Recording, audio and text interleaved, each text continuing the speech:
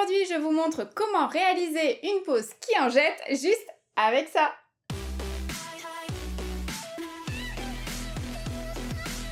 Salut YouTube! Il existe plein de techniques pour réussir une pose originale facilement. Dans cette vidéo, on a juste besoin de rouleaux de stickers holographiques. Je vais vous montrer comment j'ai fait de A à Z et restez bien jusqu'à la fin de la vidéo car le résultat est étonnant. Après 8 semaines de repousse de notre nail art marbré, ma cliente l'avait recouvert d'un vernis rouge quelque temps et on l'aperçoit au travers. On avait fait un petit jeu en story Insta, c'est pour ça que j'en ai enlevé juste 3 au dissolvant. Autrement, j'ai travaillé tous les autres directement à la ponceuse. Pour retirer la couleur et mon semis, j'ai besoin d'une ponceuse puissante qui me permet de travailler vite et sans danger. J'en profite pour retirer un peu de notre ancienne base, étant donné que je vais travailler sans renforcement pour cette nouvelle pose. Alors, je ne creuse pas la matière, mais je l'affine grâce à un embout conique pour une vitesse d'environ 25 000 RPM. Et pour atteindre les zones difficiles d'accès comme les parois et les sillons, je me sers de la tête de la fraise.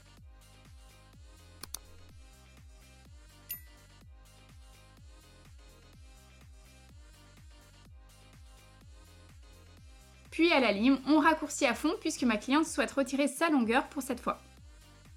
Pour ce qui est du grain sur ongle naturel, je vous conseille de travailler avec une lime de 180 et de la coucher légèrement de biais sous l'ongle pour ne pas créer de dentelle sur le bord libre pendant le limage. Je n'ai pas fait de dépose complète, mais j'affine bien mon ancienne construction pour qu'il n'y ait pas de démarcation quand j'appliquerai ma base fluide par-dessus. Je retire surtout de la matière sur les murs et le dôme. Puis j'arrondis bien le bord libre jusqu'à son hyponychium sans aller au-delà.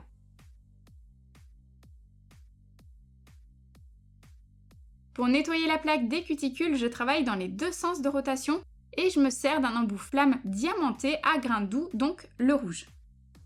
Il est parfaitement adapté aux peaux qui sont déjà entretenues et assez souples. En revanche, si elles sont vraiment très sèches, dures et qu'elles accrochent beaucoup à la plaque, à ce moment-là, je vous conseille de vous servir d'un embout à grains moyen qui a une bague bleue. Ce sera beaucoup plus efficace. Et à cette étape, j'aime travailler sur minimum 20 000 RPM, voire 25 000. Une fois que j'ai parfaitement décollé le jupon, je peux couper les peaux mortes avec ma pince. Il faut que vos lames soient bien tranchantes, sinon vous risquez d'atteindre des tissus sains et de les déchirer.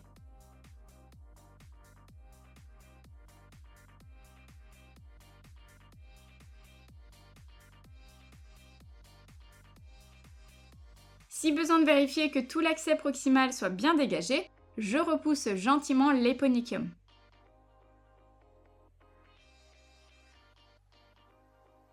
Et avec le grattoir en métal, je termine de nettoyer en retirant les petits résidus.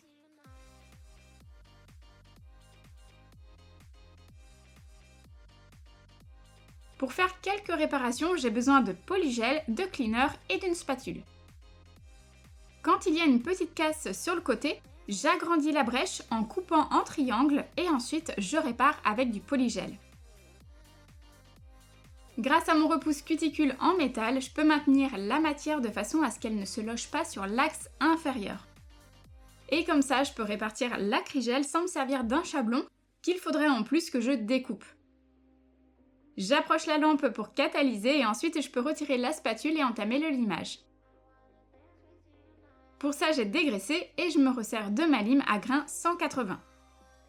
Je n'ai qu'à affiner le dôme pour que ce soit parfaitement lisse et reprendre l'arrondi pour retirer le peu de matière qu'il y a en trop et qui a servi à camoufler la casse. Et c'est réparé en 3 minutes. Pour parfaitement nettoyer les ongles, je les asperge de spray désinfectant et j'époussette avec un pinceau biseauté dont je ne pourrais plus me passer tellement il est précis et facile d'entretien. Attention de ne pas utiliser de cleaner à cette étape car certains contiennent de l'huile. Vous risqueriez d'avoir des décollements. Puis j'applique mon Ultra Bond en toutes petites touches, surtout sur l'ongle qui n'est pas recouvert de base. Ce produit qu'on appelle aussi primer sans acide va apporter une couche d'adhérence bonus à ma future pose. Il n'y aura pas de renforcement semi pour cette pose, on peut s'en passer étant donné que ma cliente a les ongles naturellement bombés. Et pour avoir tout de même une bonne tenue, je me sers d'une rubber base mais dans une version light, donc plus fluide. Ce type de base épouse parfaitement la couche dorsale sans avoir à travailler la matière en conséquence. Donc attention à ce qu'il n'y ait pas de défaut en surface, sinon tout va apparaître. Alors pour l'appliquer, je me sers du pinceau en éventail et des angles pour longer correctement le repli cutané. Il n'est pas question d'apex ou de gravité avec les bases liquides. Il faut juste s'assurer de bien recouvrir toute la surface, de ne pas border, c'est inutile, et de ne pas surcharger la plaque, sinon ça finira par couler en direction des sinus. Ces bases se posent très facilement à condition d'avoir correctement préparé la plaque avant. Vu que ma cliente a l'ongle bombé et qui a tendance à piquer vers le sol, j'ai conservé un peu mon ancienne base de renforcement de manière à le redresser légèrement visuellement. Du coup, ma base fluide suffit.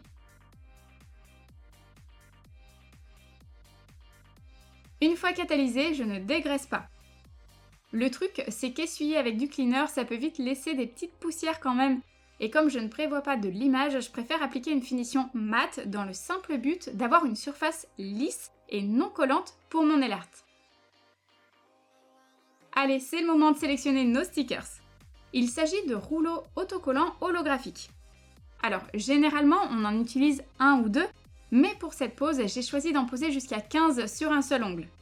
Donc ça va être assez sportif, surtout qu'en plus, je ne dois pas traîner, ma cliente m'a fixé une heure limite à ne surtout pas dépasser, sinon c'est pas drôle. Donc je m'organise et je les mets dans l'ordre pour respecter l'association de couleurs qui nous plaît, histoire d'être assez harmonieux.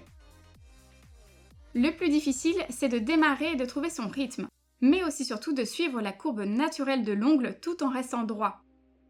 Je commence par fixer la bande adhésive et je termine en coupant juste avant l'extrémité de l'ongle. Si ça dépasse, ça risquerait de se décoller malheureusement. Pour pas perdre de temps, je commence par une couleur que je pose sur les 10 doigts et j'enchaîne comme ça avec la rouge, la gold, la rose, la verte et ainsi de suite.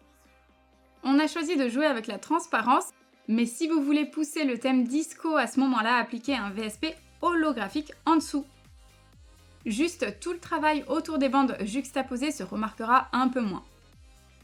Mais vous voyez que c'est une technique simple qui ne requiert pas beaucoup de matériel hormis quelques rouleaux holographiques. Je trouve que ça apporte vraiment du peps à une pose, surtout quand votre cliente a testé tous vos vernis et qu'elle veut quelque chose qui change.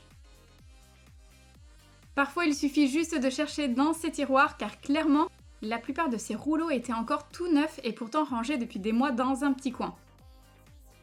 Et dans le même style, sur une pose nude, vous pourriez aussi par exemple coller des petits glitters tout ronds ou carrés, voire des losanges, les uns aux autres sur 2 ou 3 doigts pour un look très original et peut-être plus facile à porter. Ou en tout cas, plus accessible. Donc en conclusion, avec un peu d'imagination, on peut aussi faire du minimaliste mais qui change de l'ordinaire. Et pour coller proprement les bandes, je maintiens bien le haut du sticker avec une pince à plat. Sinon, quand on arrive sur le bombé, les bandes ont tendance à vriller et glisser. Puis, je coupe à ras. Du coup, on se retrouve avec plein de petits bouts par-ci par-là que je dépose au fur et à mesure sur ma table de travail, qui à la fin va être bien colorée. Comme on veut que les bandes soient légèrement espacées pour alléger l'aspect de la pose et éviter que ça soit entre guillemets trop lourd à porter, je les espace un peu les unes des autres. Sinon les pouces feraient vite bariolés vu la surface qu'il y a. C'est un vrai exercice de patience, mais surtout je vous conseille d'avoir de bons ciseaux et un petit pusher souple en silicone pour bien aplanir les bandes sur l'ongle sans les rayer. Le moment le plus compliqué, c'est lorsqu'il faut fixer la languette sur le côté de l'ongle, légèrement de biais. Vous me direz si vous avez essayé, mais en tout cas de mon côté, les noirs holographiques adhèrent moins bien que les autres couleurs. Quand je regarde mon espace de travail, j'avoue que c'est beaucoup moins propre qu'au début. Il m'aura fallu 1 heure en tout, rien que pour décoller, fixer et couper chaque petit bout sur les 2 mains. Et pour couper proprement, je me sers d'un ciseau à manucure, comme il est courbé, c'est vraiment parfait pour que ça reste assez net et aligné vers les cuticules. Étape primordiale, la protection. Pour ça, vous aurez besoin d'un rubber top, mais le mieux c'est encore d'encapsuler votre travail dans un gel de construction ou de finition. Il faut absolument couvrir la zone proche des cuticules Donc si vous pouvez appliquer votre gel sous-proximal au pinceau liner, c'est parfait. Comme ça, vous êtes sûr qu'à la repousse, ça ne partira pas en lambeaux.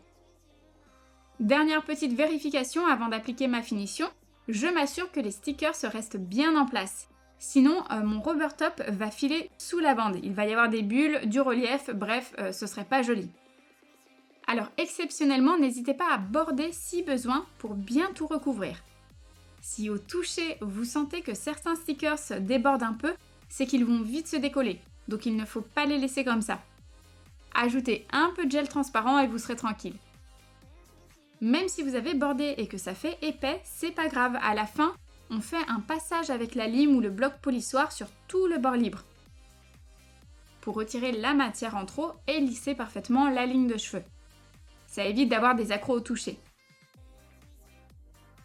Et voilà comment détourner et fixer nos rouleaux de liner holographique pour une pose sans vernis et pourtant très colorée. Retrouvez-moi maintenant sur Insta pour voir les photos de cette pose très funky. Alors ces stickers solo, vous aimez? Dites-moi ce que vous en pensez en commentaire. Pour progresser et apprendre le métier de prothésiste ongulaire, rejoignez le club privé. Je vous enverrai un mail chaque dimanche avec mes conseils. Je vous mets le lien en description. Merci à tous et nous on se retrouve très vite pour une nouvelle vidéo. Ciao!